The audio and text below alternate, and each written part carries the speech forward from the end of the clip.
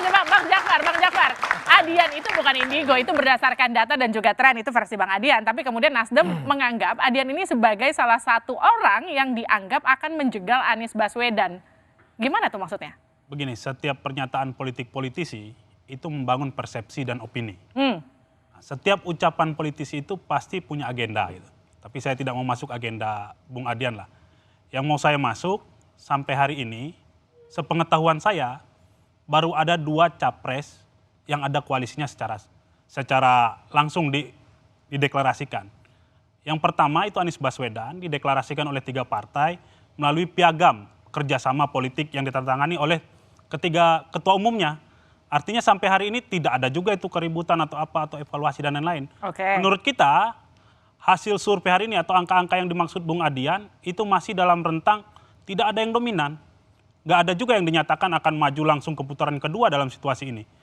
Berjarak di setiap survei paling jauh 10%. Artinya itu masih dalam rentang kerja gitu ya. Pilpres kita itu masih sekitar ya 7 bulan, 8 bulan. Artinya hari ini tuh masih pemanasan. Warming up. Kalau olahraga ini masih untuk melahirkan keringat-keringat kecil. Jadi Bang belum Jakfar, pertandingan sesungguhnya. Anda nggak terima ya kalau dibilang suara Anies berpotensi tergerus habis? Setiap capres itu punya potensi tergerus habis. Bukan habis tapi tergerus, berkurang. Dari kerja, intensitas kerja dari masing-masing tim, masing-masing partai. Hari ini sekali lagi, ini masih warming up, masih pemanasan-pemanasan dalam menuju kampanye sesungguhnya. Maka kemudian dugaan-dugaan, bayangan-bayangan dari angka-angka itu belumlah sepenuhnya valid. Bahkan kalau kita bicara survei itu di pertanyaannya kan jika pilpres atau jika pemilu dilaksanakan hari ini, yang setiap hari itu bisa berubah. Tergantung opini, tergantung situasi, isu yang sedang berkembang. Baik. Nah, di sana menurut saya. Jadi sekarang isunya tidak menguntungkan Anies Baswedan, makanya kemudian trennya turun?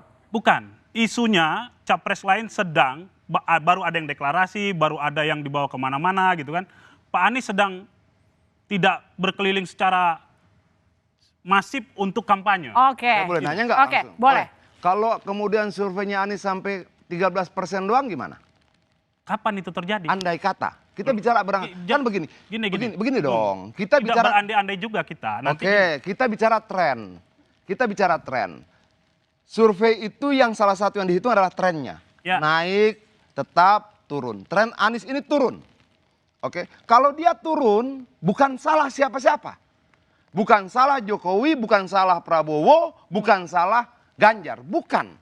Dia turun karena metode kerja. Dia turun karena pilihan isu. Dia turun karena tidak mampu menjelaskan pada publik. Dia turun karena banyak hal lain.